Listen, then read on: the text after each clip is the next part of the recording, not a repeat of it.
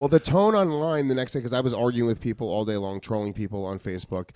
And people like, I have a lot of friends who they're not even boxing fans, but they're just not MMA fans, and they don't. So glad that the croissant sucks because I'm on a diet and it's shit and it's dry. It's terrible. It's flaky and crusty. We're listening to Michael Bisping not prepare for his fight. Listen. You can in real time listen to Michael Bisping. Nobody wants to know. Nobody will know, with all due respect, Lewis, about you fucking trolling the boxing community online. They do. The next day. No. They want to know about your croissant. No, they certainly don't want to hear me chewing on a croissant or a croissant.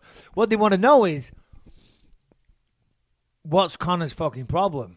Because the guy has a problem. What's the problem? Well, he can't go the fucking distance. Oh, that. That. It's kind of an issue if you can't go the fucking distance. Right. I mean, in the first Nate Diaz fight, what cost him was that he got. He was tired. Simple as that. All right, he took a good shot, and that obviously diminishes your gas tank. But he was kind of gassed, you know what I mean? And in the rematch, even though he won, and I gave him the rematch, he won the rematch fair and square, but still he was absolutely gassed in that, and he was getting close, and the longer the fight went, the more Nate Diaz was getting back into the fight. If you remember, the first round was a whitewash. First round was Conor all over him. Right. But the longer the fight went, the more Diaz came into the picture. And same here. The fight started great, but he was fucked. Round 7, 8, 9, he was a shell of himself. The pace that, I guess... It ain't anything to do with the pace. Do you know what it is? What?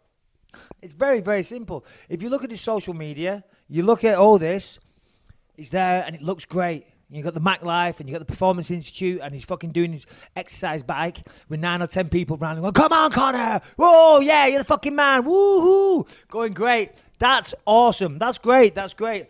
That doesn't get you in shape for a fight. You know what you didn't see? Was him out on the streets running.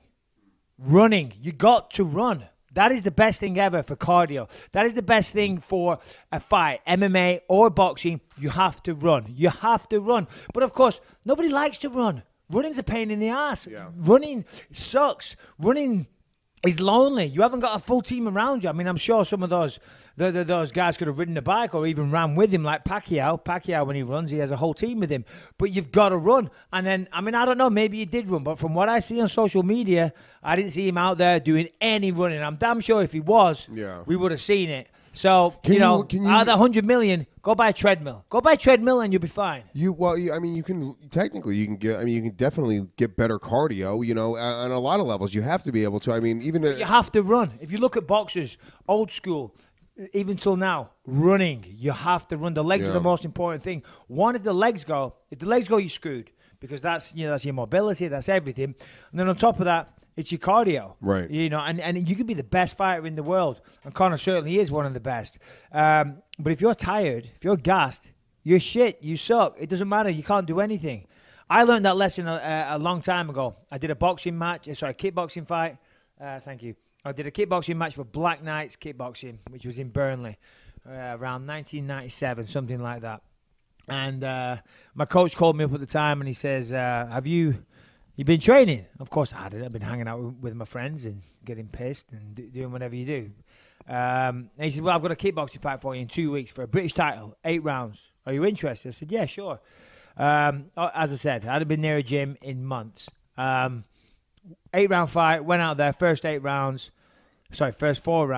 See, I'd always finish my kickboxing fights in like the first round or whatever. So I went out there, tried to knock him out. Didn't happen. First 4 rounds, clearly dominated, beat the crap out of the guy, gassed, totally gassed. Next 4 rounds, I was literally like a zombie, looked like Conor, just getting the shit kicked out of me. What does it feel like to come in when you're gassed? It's horrible. It's horrible. It's horrible. So this is what I was getting to. It's the loneliest place in the world because a football match or any kind of team sport, you can hide, you can maybe go to the back of the pack or just take a little bit of time off and just have a shitty game. You know what I mean? Say, he didn't do much this game. Yeah, because you're tired. Yeah. A boxing match, an MMA match, kickboxing, whatever it is, you can't do that. There's nowhere to hide. It's the loneliest place in the world. If you're gassed, there's you, your opponent, and the referee. And the referee's only there to stop the fight. So it was after that fight that I learned my lesson the hard way. Did you end up winning the fight? I won the fight by the skin of my teeth. It was super close. Yeah. I won the first 4. He won the last 4. Well, I watched that when guys gas in fights. And the idea of not being able to pick up your hands and defend yourself, like you're so tired.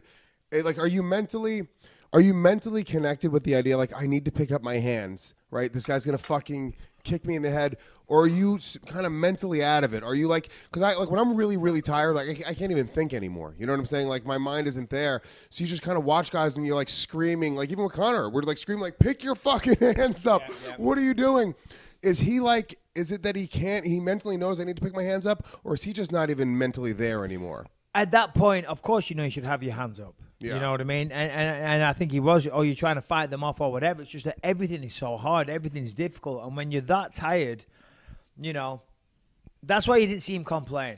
Because you're just happy it's over. At that, when you are so exhausted and someone's beating the piss out of you, and a guy like Floyd Mayweather, for example, is teeing off on your face, it's not a good place to be. And God bless him, he didn't go down. He went out on his sword, on his shield, whatever the fucking expression is.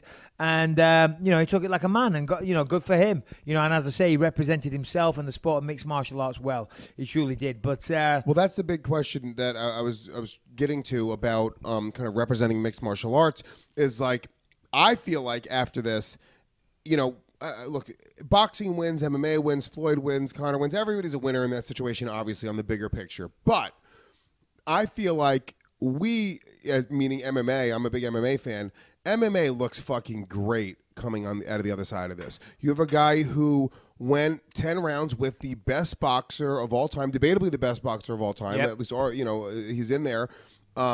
And best defensive boxer. Yeah. He's certainly one of the greats. Of course. I don't think he's one of the best ever or whatever, but he's one of the hottest of our generation. People would argue that he's one of the top 5 best boxers of all times. And that's crazy. And for a guy that's an MMA guy the MMA guys aren't supposed to have great boxing, to come out and to take it to the champion, to land some really big shots, to look good in the process of doing it, I think he looks awesome. And the only other thing you can compare it to is when James Toney came over to the UFC. Sure. And got fucking embarrassed. He was dismantled. Yeah. And I'm going to tell you right now, Randy Couture was by no means considered the best mixed martial artist of all time, and he wasn't undefeated. He wasn't going on top. He was 48 years old at the time. So it's like when you look at that and you kind of go, well, who's kind of tougher? When the sport of it itself, you go, this whole scenario just kind of proved like, yeah, the fucking MMA guys can go and hang because they're fighters, and it took a real fighter to go in and make boxing exciting for one night and to make Floyd Money Mayweather look exciting. And I think that's my big takeaway. But all the boxing fans, they're blind to that. They're like, oh, your boy got stopped. And you're like, of course he got stopped. Yeah, no, absolutely. As I said, that's why I keep going back to the fact. He represented MMA well. And I, for one, listen, I had nothing personally invested in the fight, but I'm still glad that he did so well because it makes us all, when I say all, I mean MMA fighters, look. And not everybody is as good a boxer as Conor or as I am or as some of us are. Incidentally, Tyron Woodley put out a tweet the other day saying, again, Tyron Woodley, saying, there's only 5 boxers in MMA that can hang. Only 5 MMA guys that can hang with boxers. Nick and Nate Diaz, Cody Nolov, Jorge Masvidal, and yours truly, meaning Tyron Woodley. And I just put lol, because he doesn't put me in there, doesn't put Conor in there. There's a bunch of other people. Tyron Woodley, we will talk. So fucking. Is Tyron's boxing that good even? No, Tyron Woodley throws an overhand right, and then that's it, and then stares at his opponent for 5 minutes. Does a little bit of, a little like scolding looks at them, complains about racism. Handsome guy, but what he'll do is he'll run around, he'll complain, say everybody's fucking racist. I gotta show Kim. And then he'll throw an overhand right, and then he just reads and repeats, move around.